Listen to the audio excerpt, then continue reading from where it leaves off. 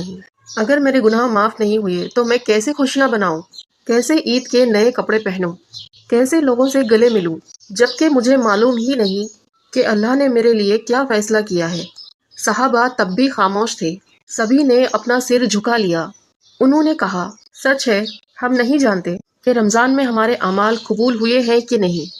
ہم بنا جانے ہی عید کے خوشیوں میں مگن ہیں۔ حضرت عمر رضی اللہ تعالیٰ عنہ نے دونوں ہاتھ اٹھا کر پھر کہا، اے اللہ، تو ہمیں معاف کر دے، ہمارے اعمال کو قبول کر لے، ہمیں ان لوگوں میں شامل مت کر جنہوں نے رمضان پایا لیکن اپنے گناہ معاف نہیں کروا سکے۔ دوسری طرف رسول اللہ صلی اللہ علیہ وسلم عید کی نماز ختم کر کے صحابہ کو لے کر گھر کی طرف لوٹ رہے تھے۔ راستے میں صحابہ سے کہا، جاؤ دیکھو کسی کا گھر خالی تو نہیں، میں نہیں چاہتا کہ عید کے دن کسی کے گھر میں کھانا نہ ہو۔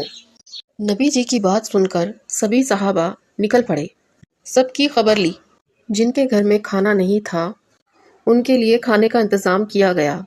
اس کے بعد رسول اللہ صلی اللہ علیہ وسلم اپنی پیاری بیٹی فاطمہ رضی اللہ تعالی عنہا کے گھر کی طرف بڑھنے لگے۔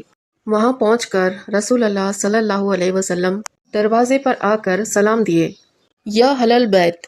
گھر کے اندر سے مسکراتی آواز آئی، وعلیکم السلام یا رسول اللہ۔ حضرت فاطمہ رضی اللہ تعالی عنہا دروازے پر آ گئیں، ان کی آنکھوں میں خوشی تھی۔ انہوں نے کہا، ابا جان، آپ تشریف لے آئے، ہم نے آپ کے لیے کھانا تیار کیا ہے۔ وہ رسول اللہ صلی اللہ علیہ وسلم کو اندر لے گئیں۔ گھر میں سکون تھا۔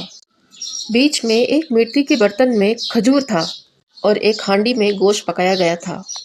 رسول اللہ صلی اللہ علیہ وسلم نے دیکھا اور ہلکی سی پیاری مسکان دی۔ پھر انہوں نے کھانے کی طرف دیکھتے ہوئے کہا، فاطمہ، بہت اچھا کیا، ذرا دیکھو تو ہمارے آس پاس کے گھروں میں کھانا ہے یا نہیں۔ فاطمہ حیران ہو کر بولی، ابا مجھے پتہ نہیں، ابھی حسن حسین کو بھیجتی ہوں سب کی خبر لینے کے لیے۔ رسول اللہ صلی اللہ علیہ وسلم نے نرم آواز میں کہا، یہ عید کا دن ہے فاطمہ، ایسا دن جس میں کوئی بھوکا نہیں رہ سکتا۔ آج کی خوشی صرف ہمارے گھر کی نہیں، سب کے ساتھ ہونی چاہیے۔ حضرت فاطمہ رضی اللہ تعالی عنہا نے حضرت حسن اور حسین کو بھیج دیا۔ پھر حضرت حسن اور حسین نکل پڑے۔ وہ آس پاس کے گھروں میں گئے اور پھر کچھ دیر بعد واپس آ گئے۔ فاطمہ نے کہا، ابا 2-3 گھر خالی ہیں، ان کے پاس کچھ بھی نہیں ہے۔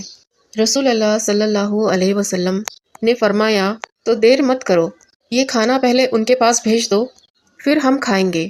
اس کے بعد عید کی نماز، خطبہ اور مدینے کے